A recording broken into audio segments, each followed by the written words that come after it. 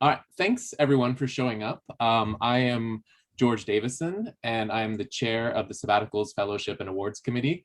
And Oriana Kim is with us today, and she's part of the committee. She recently joined when we sadly lost Sandra Hutchinson. I mean, not that Oriana's great, but thanks.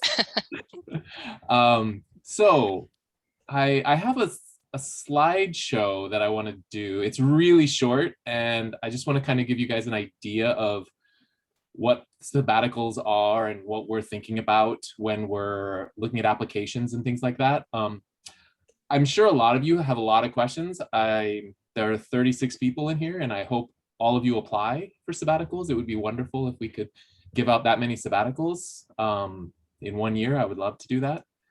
So let me just start with this. Let's see.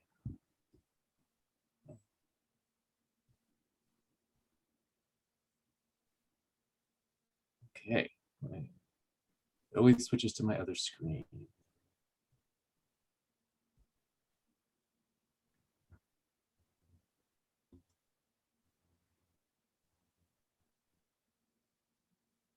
For some reason, when Zoom happens, my computer runs very slowly. So, is that your desktop? It's my laptop, unfortunately. Okay, so what do you need to know? That's really the first thing that you should know is I sent out a survey last spring, and a lot of people responded. And one of the things that kept coming up was like how difficult it was and how they thought they had to do a whole lot of work, and sometimes it was more work than they did during the semester. So I just wanted to make sure that everybody understands that I think the last few years has been a kinder, gentler committee.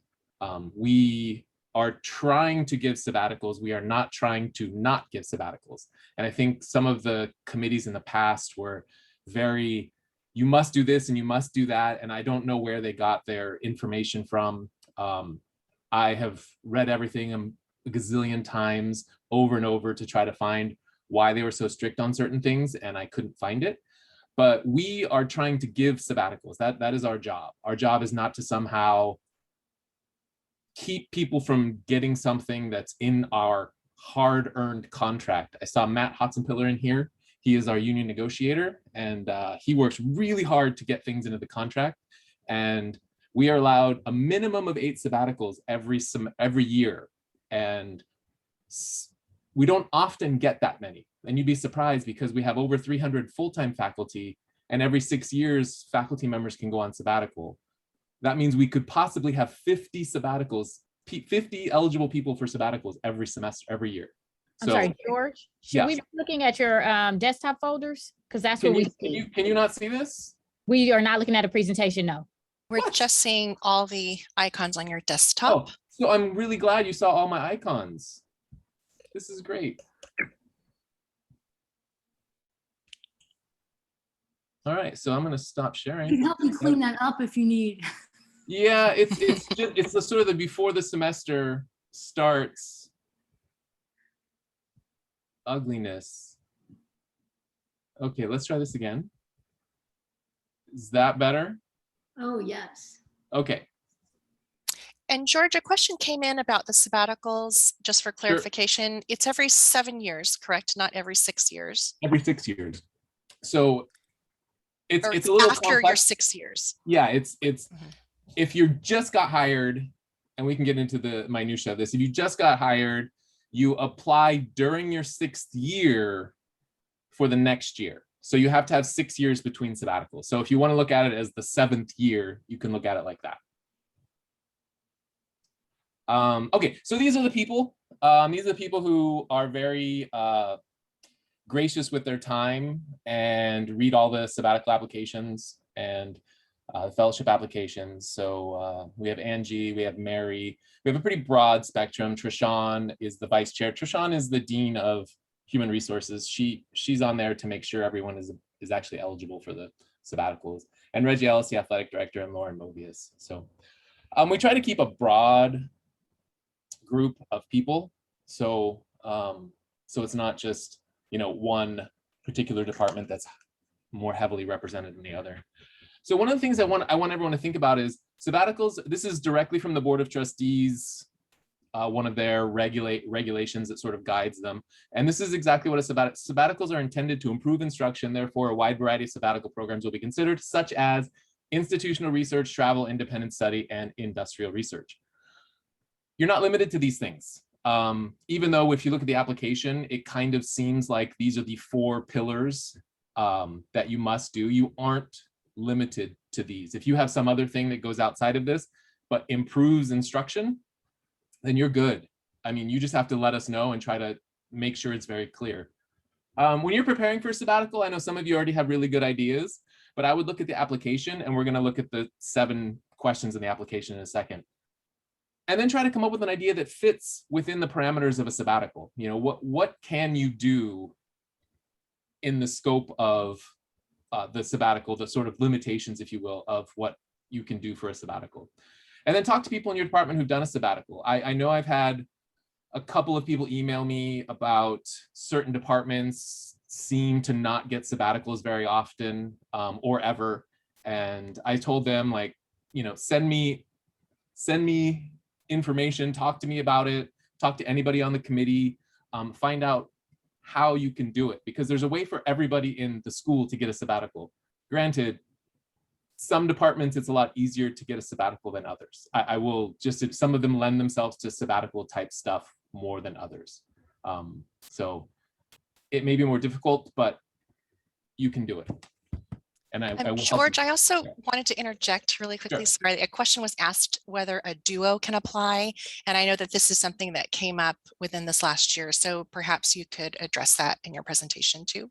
I will actually, I'll oh, did I put them in? I don't know if I put them in. There was an English cohort, if you will, of 2 professors who did it about three or 4 years ago. And the thing that we told them, because they asked the committee about it first, and I actually brought it up to the committee before I responded to them. You just have to make sure that, you know, you're doing enough separate work so that you're kind of in a sense doing enough work to sort of justify a sabbatical.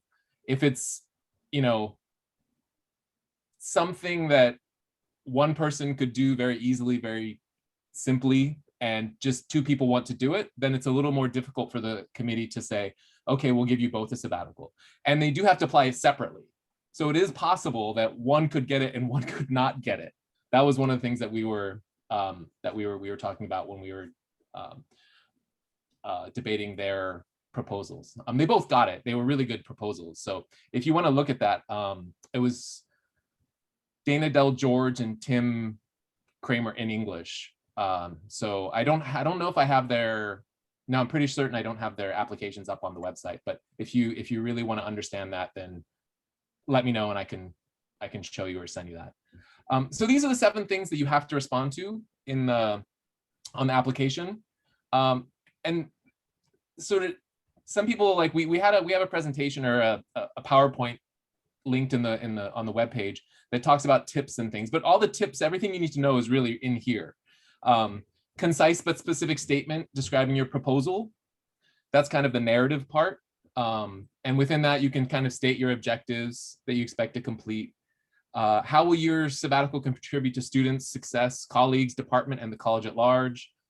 And the other thing that you can make sure that you have to do is how does it reflect the SNC mission, vision, goals, and outcomes? Those are listed at the end of the application.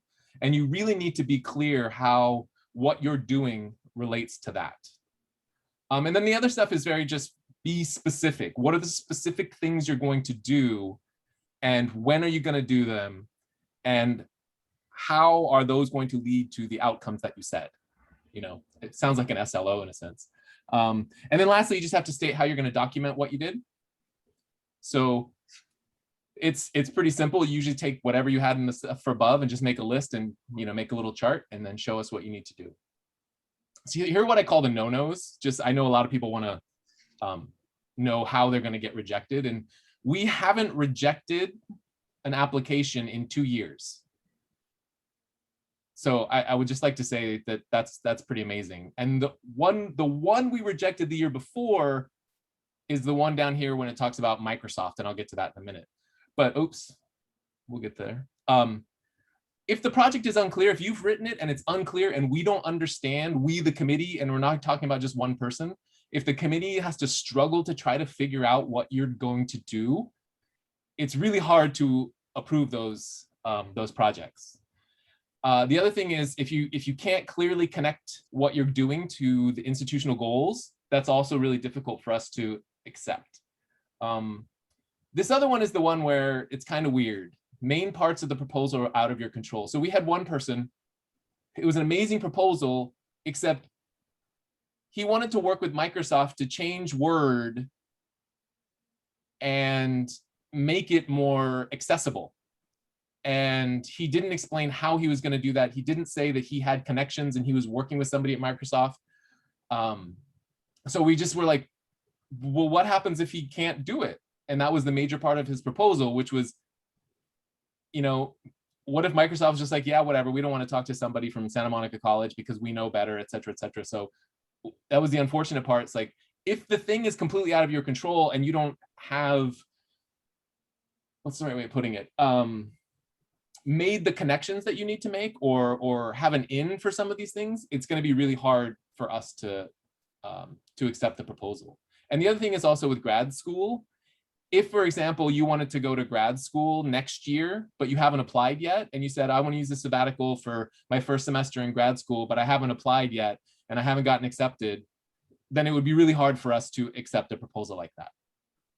Some of the other things that are, these are some things that aren't supposed to be acceptable for a sabbatical, as if they were just done by themselves. And it says things that are within your normal workload. So we have kind of a list of things that we're supposed to do as professors, and making new classes is one of those things. Improving existing classes is one of those things. But then I say there are some exceptions, and some people have taken some of their classes and they're trying to make them into better classes because of COVID and things like that. And those were some things that they've been trying to do. The last making a new class proposal was within the confines of, they were actually creating a new program in their department, and they needed one new class to be created so that they could have an entire program, or I think it was a certificate they were creating. So that was one of the things that they were talking about in terms of making a new class or improving existing classes. But in general, if that was like the entirety of your sabbatical proposal, we probably wouldn't accept it. And here are the more recent sabbaticals, so you can kind of look at them. I didn't put a little summary on them because it would have just made this really, really, really big and massive and convoluted. It's already kind of convoluted, but these are the last 3 years of sabbaticals.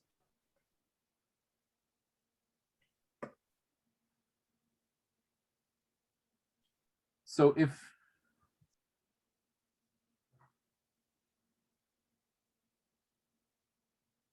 sorry, let me go back.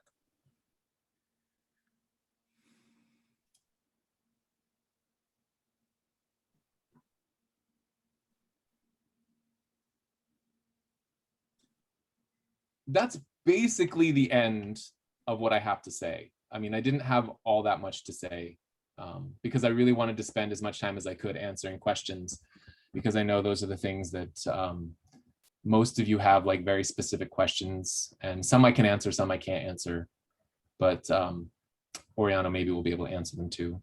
So really, George, the question came up in the chat about some deadlines. yes. So the okay. signature page deadline apparently on the form says September 28th, but there's Right. another October 12th deadline. Can you address Yeah, that? so I actually posted those this morning, and I was going to tell everybody, all that you guys were going to get the special updated version. You were going to be the first to hear when the deadlines were due. So yes, so we have this weird thing where you need a signature page. If you didn't know that, you have to let your chair know that you're going on sabbatical. And just FYI, your chair doesn't have to approve it. So all you're doing is letting your chair know that you plan on going on a sabbatical next year. You don't actually have to have your chair approve it. And then the second thing is it has to go to human resources so that Trishan can check to see if you're technically eligible. So those two things have to happen. So that's why we have to have the signature page, and it's a little, because it now has to be an electronic page, it's a little bit more work for me. So that's why there's a completely separate little set of instructions for that, so that I can set up the page and it just automatically goes from you to your chair to Trishan and then back to me, so that I can check a box and say, you are totally, completely okay. We can look at your sabbatical application and hopefully approve it. So those are the dates. September 28th is when the sabbatical, or the signature page information, a quick little summary of your application, your proposal, and then your email and which semester you're going to be in, and the email of your chair, because I don't have a list of all the chairs and all the emails. So I need that information from you. Hope that helps. Claire, you have a question? Oh yeah, I had a couple. I think you just answered mine. So a kind of an abstract of our sabbatical project is due September 28th? Yeah. And when is the final sabbatical? The full application is due on the October 12th. On October 12th. And this is for 2022, 23. Both 22, 23. It's full fall and spring. Okay. So if you're going to do either fall or spring, you need to apply by October 12th. Okay. Submit the signature page by the 28th and have the actual application due with all the forms and things filled out by the 12th of October. And I'll tell everybody, the reason why we have to do this is because so far in advance of the end of the semester, the chairs need to know who's going on sabbatical before they make their fall schedule. And we have a whole process that we have to approve them. Then it has to go to the Academic Senate Executive Committee and they have to approve them. And then it has to go to the full Senate body and they have to approve them. Then it has to go to the Board of Trustees and they have to approve them. So we've got this long road after we meet to approve them before anything actually happens. So that's why the applications have to be in relatively early. All right. So my other question is, I know that unclear applications, of course, aren't going to be approved, but do you find that you have applications that just seem like they're too ambitious? They're not narrowed down enough, or? So with something that's too ambitious, what we'll normally do, what we have done actually in the past, is say, we like your proposal, we think it's too much, maybe focus on this. But we're not going to say, no, don't do it because it's too much work. We're going to say, that's amazing, maybe don't torture yourself so much on your sabbatical, right? We have, like I said, we're a committee that really wants you to not just take a sabbatical to do something, but to take a sabbatical so that you can, take a step back from your SMC responsibilities. Got it. Thank you. Sharon, do you have a question?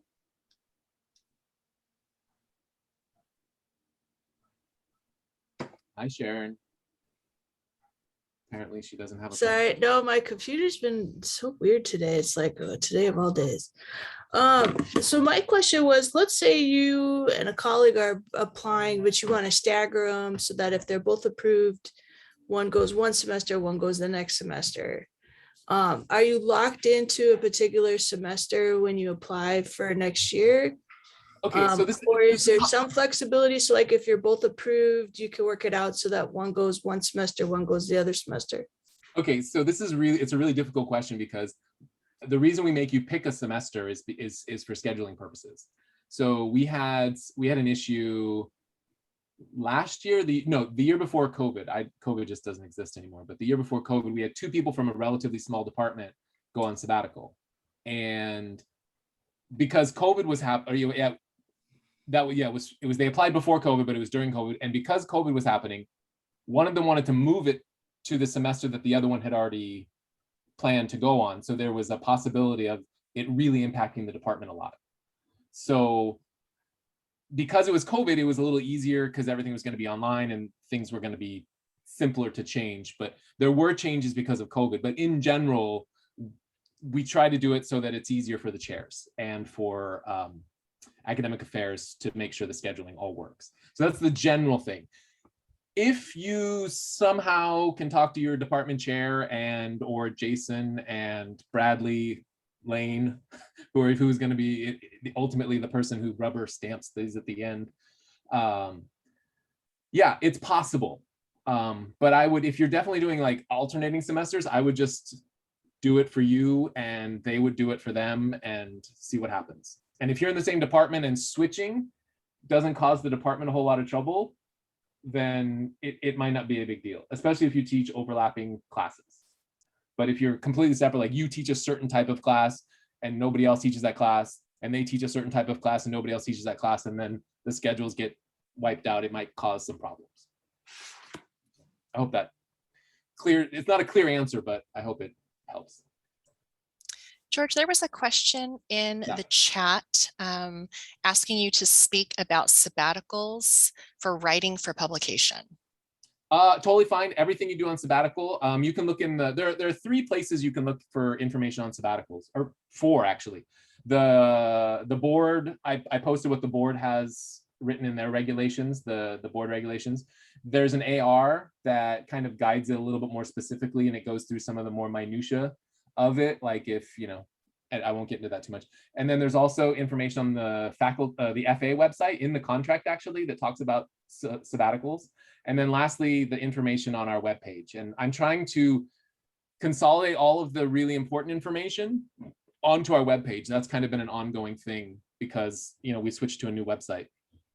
So I've been slowly migrating things over, and yeah. So those are the places you can get that information. There was also a question about the signature page, and since we're now doing the electronic signature page, should people just email you directly to get? Right. Yeah. that? So there. Okay. So what's going to happen is, because it has to come back to me. If you were sending, and I'm not going to get into it, but yes, it's very clear in the application what needs to happen, and you send me all that stuff. Yeah, it's very clear. I hope it's very clear. Like we've done it for 2 semesters and it's worked well. So yeah. Oh, Brandon. Hello, Brandon. Hello and good afternoon. It's I know it's almost evening. I know it's really yeah. Thank you for this informative presentation. I always have so many questions when I think about this, but I'm just wondering, because just the nature of academic research, like it doesn't seem like it's readily applicable to the classes I teach, simply because I teach surveys. Yeah. And you know, I'm a Filipinist. I'm a Southeast Asianist by training. So my work on the Philippines and on Micronesia, I mean, we don't even really teach that at SMC. So when I do research, even though topically it's linked to what's going on today or whatever, I just struggle to think of ways that if I was to apply for a fellowship to say like write my book, Epics in the Philippines, that's 500. How can I make that relevant to the institution when it just seems it's 500 years ago, old Spanish sources? Like, what does it got to do with anything? So if you could speak to that, that'd be really helpful. Thank you. Yeah, this is the thing, because we're a community college and we do teach survey courses, right? I always go back to the one line, which is it making you a better teacher? Are you doing something that's making you more current in your field? If you teach Asia in general, then the Philippines are part of that, right? So you can talk about your increasing your knowledge about a very specific part of the Asia, right? So those kinds of things, like you have to be a little bit creative in how you can connect those things. You know, like if somebody teaches a biology course and they're going to do some research, they're working with somebody at a lab at UCLA or something on their sabbatical. It's a very, you know, small part of the textbook that maybe they won't even really go over, but that's what they're going to research. Then they can make that connection to the broader idea of biology, and you can do the same thing with history, you know, historical, just the idea of doing historical research, being better at historical research, which is therefore going to make your students better because you have more knowledge of that kind of thing, right? So if you can connect all those ideas, that's going to help the sabbatical. Thank you very much. Really useful. Thank you. No problem. George, are department chairs eligible to apply for sabbaticals? You should ask Jason Beardsley about that. I honestly I do not. We haven't had them because they're on a weirder contract. They're not on this. I mean, they're in a weird position, and they're supposed to work. I think they're on a 10-month or 11-month. I can't remember how it is, but they're slightly different once they kind of move into that position. So I don't really know about that. I'm leaning towards I doubt it, but you can, if it's a really tiny department and there's one faculty member and they're also the chair, or there are 3 faculty members and they're the chair, that might be a different story. But I know for a fact, Elisa in English couldn't go on sabbatical. I think we have 2 vice chairs and they couldn't go. I'm pretty certain. I think George, the chair, would have to not be chair for that year, and then could reassume it when they came back. Elaine wrote in the chat, and Matt, who is who has intimate knowledge of the contract. Yes, there's something that would have to happen if they wanted to go on sabbatical. So that's definitely a conversation that would need to. I mean, I would, when in doubt, always email Peter Morse, the FA president, because he has he usually loves questions like this, right, Matt? He loves those. I would also email Jason, and I don't know if Bradley knows a whole lot about it. And yes, Elaine, they need sabbaticals. I think chairs should get sabbaticals when they finish, no matter what. But that's just my personal feeling. So, okay, I saw a question about intellectual property. That is very specifically written, and I think that's what I was going to earlier that I didn't get to. Intellectual property, anything that you do on sabbatical is yours. Like, it's in the contract. It's very clear that what you're doing is your stuff, even though the school is paying you to do that research. So it's yours. The school does not have any claim to that kind of stuff. So yes. Claire, do you have another question? I do. I actually have 2 questions. They may or may not be related to my application. The first is— Claire, don't tell us that you're applying. They're supposed to be anonymous. Oh, okay. I'm sorry. I don't even know if I'm eligible, so don't worry about it. So the question is, if you were to publish an article, be working on an article during your sabbatical, and then your article gets rejected, just flat out rejected, not accepted with major revisions, does that impact like your deliverable when you return from sabbatical? What I would suggest, and everybody can use this language if they want, is you can say you're going to create a draft of it and you're going to try to get it published. Like, this is, again, one of those things that's outside of your control. You can't predict whether it's going to be accepted or not, right? So saying that it's going to be published in the Journal of Medicine or something like that, like, we would kind of maybe ignore it or just tell you to adjust it if we thought it was a good proposal and we were like, yeah, that's great, but just as long as you show us the draft of your article, that would be fine. Okay. So my second question, if I were to apply for sabbatical in 2024, is if you wanted to do like additional schooling, like a certificate or something, like let's say I wanted to get a certificate in data science or data analytics. Would that qualify? Totally fine. Absolutely. Yeah, we've had people just this last semester, somebody's getting their a certificate in meditation in order to write a handbook on how to teach students how to meditate, right? They take the meditation thing that they want to do, but they're transferring those skills into the classroom, right? So you can get a certificate, and if it's definitely like in your wheelhouse, like in your department or your specialization, totally fine. It's perfectly applicable. Yeah. Okay. Thank you. George, there's a really good question from Nate about the timing of the completion of the sabbatical. I don't know if you can see that. If much of it needs to be completed during the summer, can he still apply for a fall or spring sabbatical? So this is one of those things where it's a tough one. I would just say, I don't know. I'm not going to say like you should creatively make some dates or something like that, but I think this is a question I think I would want to take to the committee. These are things that come up that we don't really have a policy for necessarily. And every semester there seems to be something that comes up like this, like when we had 2 people apply for a sabbatical, you know, because they wanted to work together, we had to kind of figure out what we wanted to do. So I actually think that may be our very first question in our sabbatical meeting. It's like, I understand that wholly and completely, that there might be things happening in the summer, like there's a program in the summer that you want to do, and that really, you know, it was super intense, and it really justifies, you know, most of your sabbatical time. And I completely understand that. And I don't think the sabbatical committee would say no, but I don't want to speak for all of them. But I you know, I think Oriana's probably on the same page as I am. But I think I'm gonna have to take that to the committee, because I think it would be okay, and I think we probably need to have some sort of idea about what to do with that. Okay, we have a couple more questions in the chat. One about updating an already published piece of work, and if that could qualify as well as making an animated film. Okay, so we got 2 different things. These are like I don't have a wand, and I'm not going to deem all of like everyone's ideas as like amazing.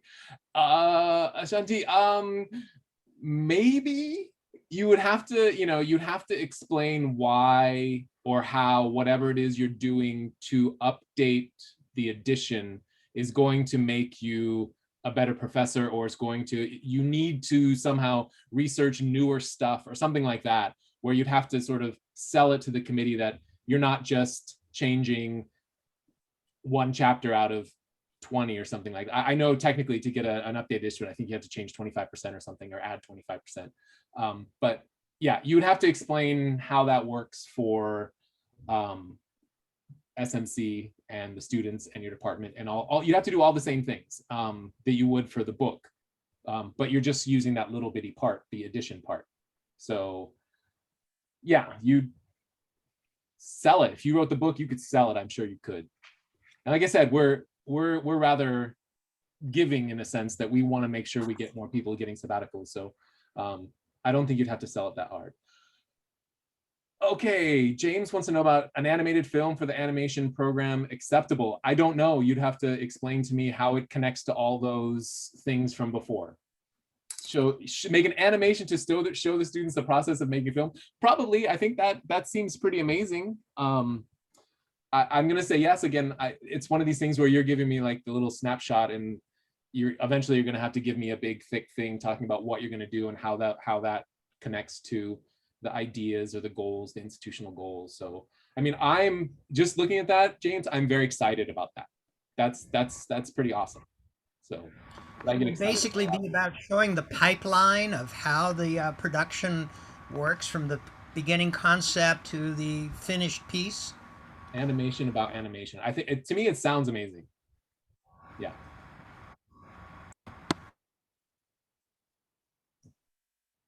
Are there any other questions?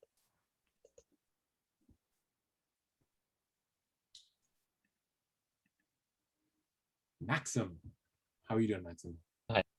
Hi. So a quick question. I think that I'm trying to like still understand how to reconcile the timing with the control, right? Okay. So I teach design, and I think something like this would apply for art as well. One of the ways to update your professional practice is to go for residencies. Okay. Residencies usually are announced within 3 months to half a year before they open. Okay. So you're thinking apply like for them a year ahead.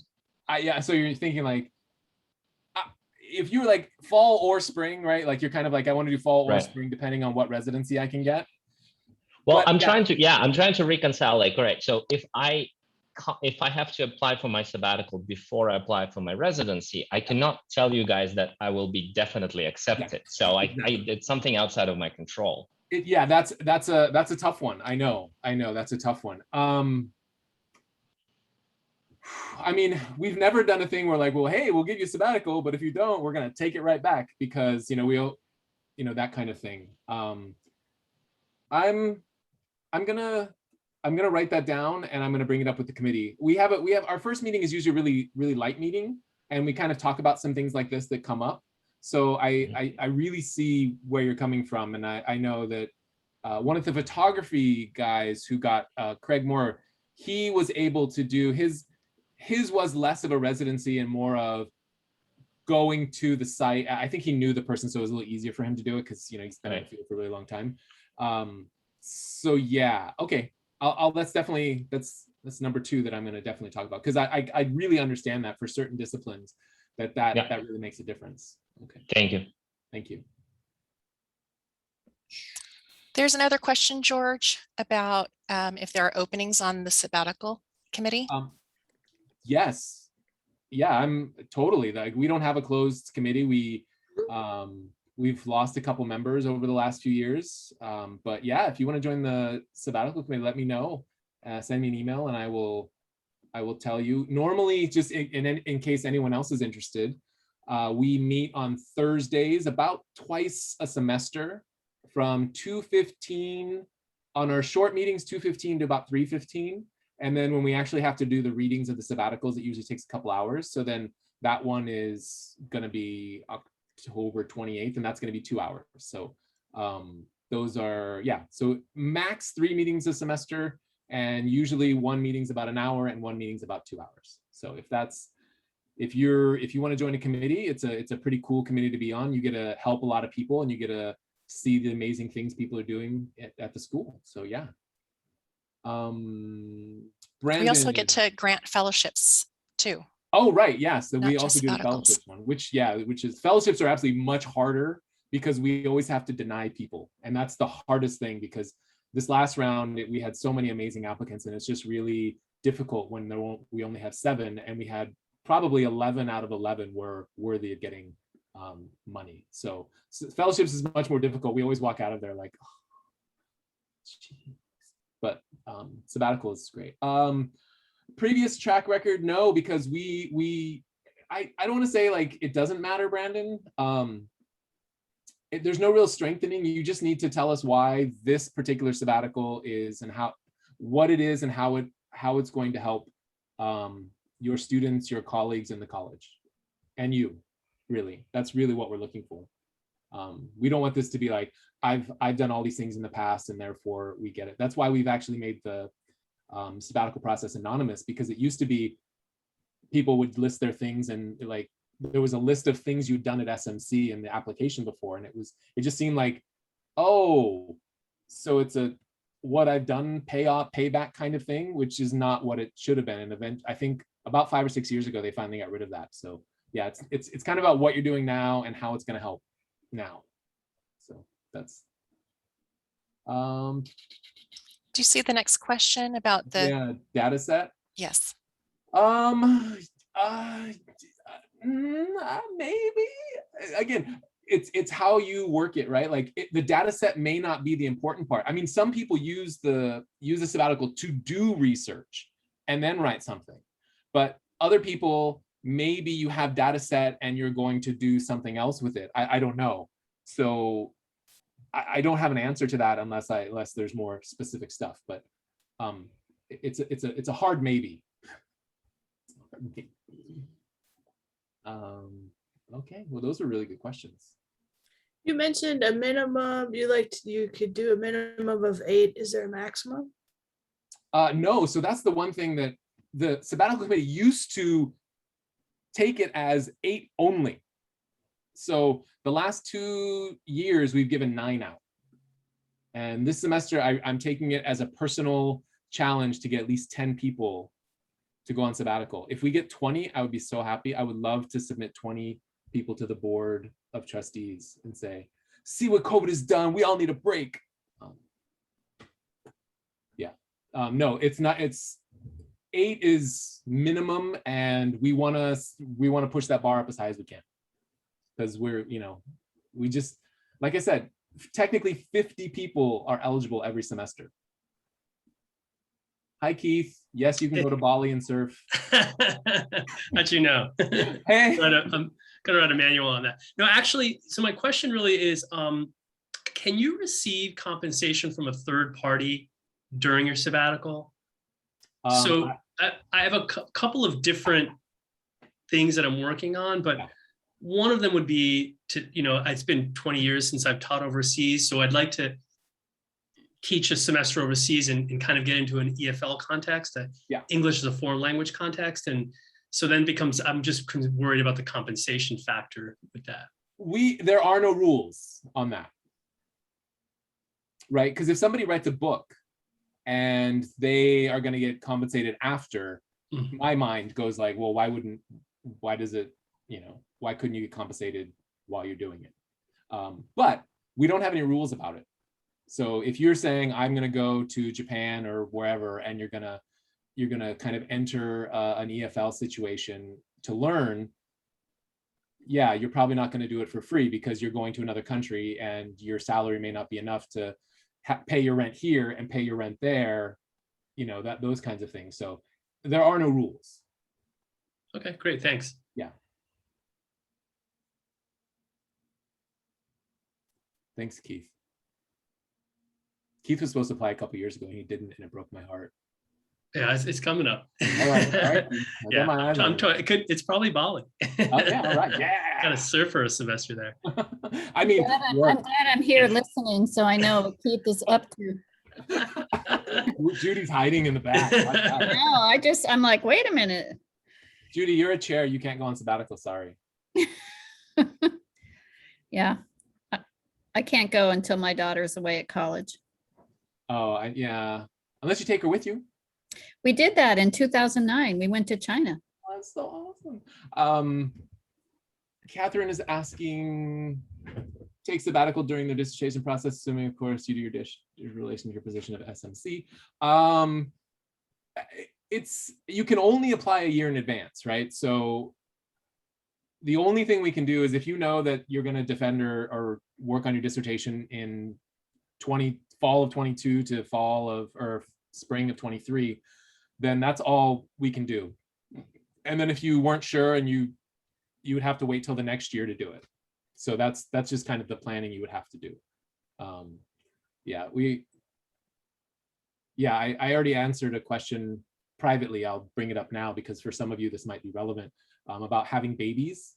And some people were like, well, what do I do if we want to have a baby, but I'm not sure in the next year if we're going to have a baby in the middle of the sabbatical, what could happen? And I was like, well, you might want to really figure this out and plan the baby.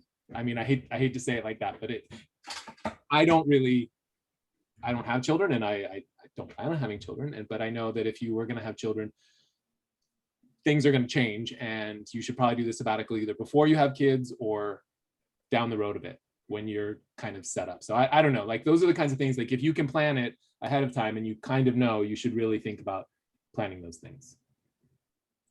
George, can I also add that we had a situation where due to COVID, people had to defer their sabbaticals from the fall to the spring, and that was perfectly, that was acceptable. So just to the point about like defending the dissertation and things like that, I feel like we would be flexible if something had to be pushed back. Yeah. Oh, I mean, I can't speak for everybody on the committee, but I'm pretty certain the committee would be fine with it. I don't know how fine, because when we did the sabbatical stuff, I don't want to say I had to get the union involved, but I was in communication with the union as well as academic affairs. So those two things had to be done in concert. So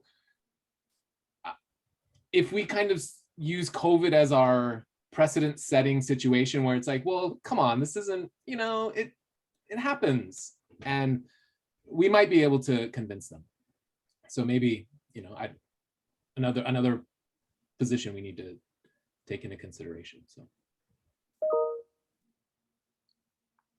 somebody asked about fellowships. You can apply every year. You can get a fellowship every year. I know somebody in the English department a few years ago got a fellowship like 3 years in a row. So I don't think that would happen anymore because there's so many people applying for fellowships. I think not as many people know about fellowships. So we're going to try to get more people involved in that too.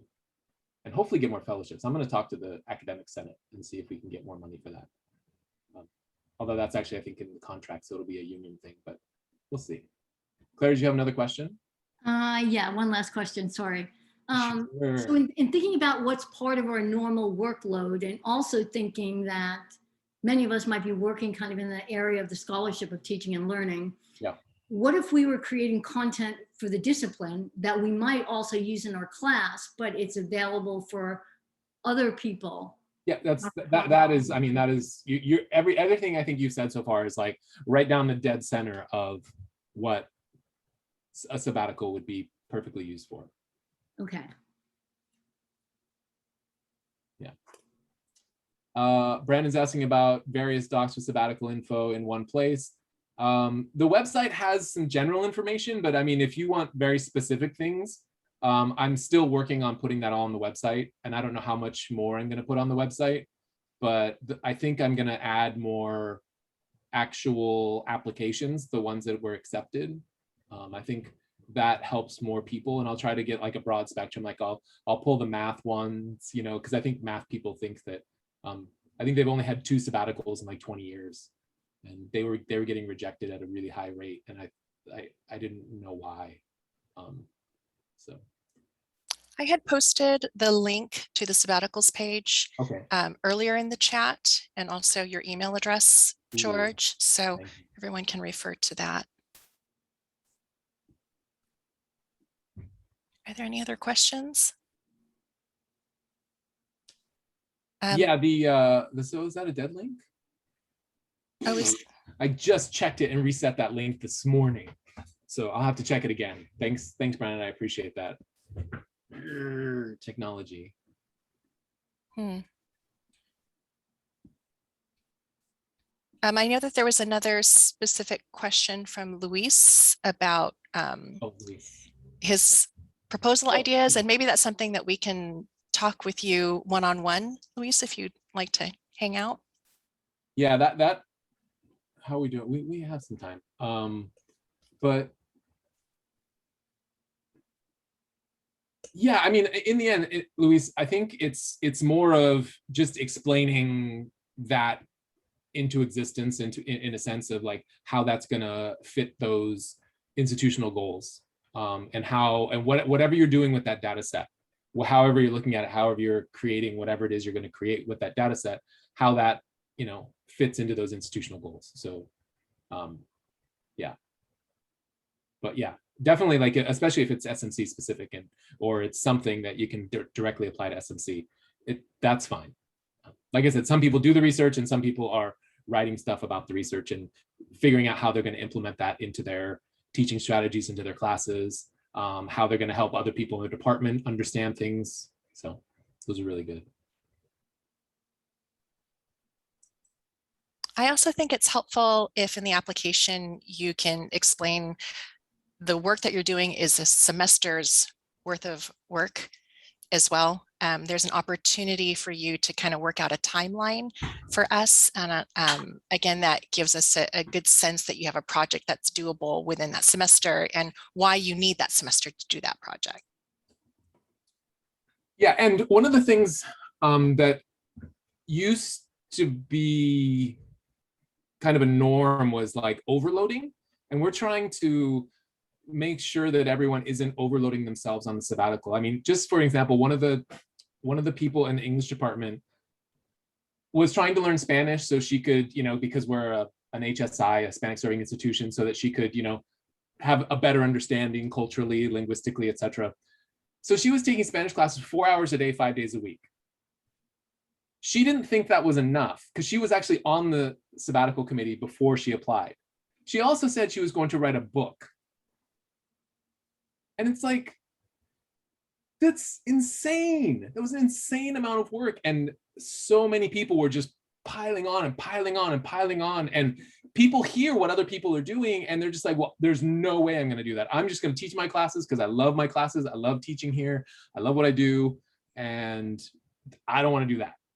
So we're trying to make sure that people aren't overloading, that it's within the semester's worth of work. You know, we don't want you to like work 2 hours a day or something like that, but we definitely also don't want you to work 50 hours a week just crushing yourself trying to do this amount of work that you said you were going to do. Because, you know, if you say you're going to do it, we're going to ask you at the end for your report, and we want to see that they match. So we want you to have an amount that's doable, that's not ridiculous, and it's also not, you know, just like, oh, I'm just going to do some stuff kind of a thing. So, yeah.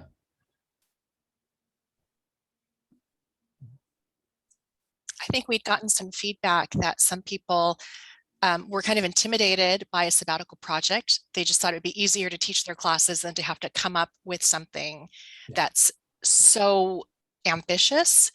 And we really want the sabbatical to be a time of refreshing, just something that you're doing different from your normal teaching responsibilities. So it should be life-giving and refreshing.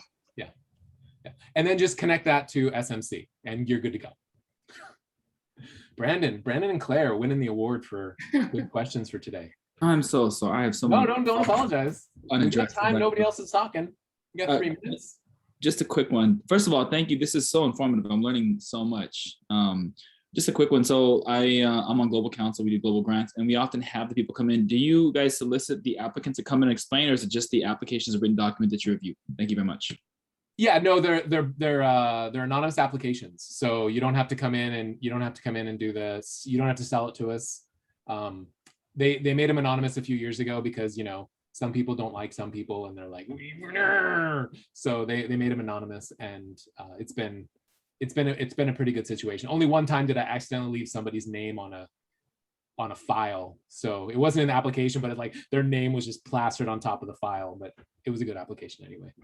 So yeah. No, you don't have to come in and defend. You know, it's not a thesis dissertation, you know, defense. You don't have to do that. Thank you. You're welcome. Well, thanks everyone for showing up. I really appreciate it. I hope that when you all have the chance to apply, that you apply, and that you know that we're here for you. We will answer questions for you. And that we just would really like to give you something. And if we can give this to you, we definitely will. So please don't hesitate to reach out. We're all kind of, most of the time, everyone sends their emails to me because I've been on this, I think, the longest, but Oriana was on it before and now she's back on it. So she's got a lot of good knowledge. Anyway, thank you very much. I really Thanks, everybody. Bye-bye. Thanks so much. You're welcome. Thank you. All right, so do we just end this? I don't know how this ends. Thank you. You're welcome.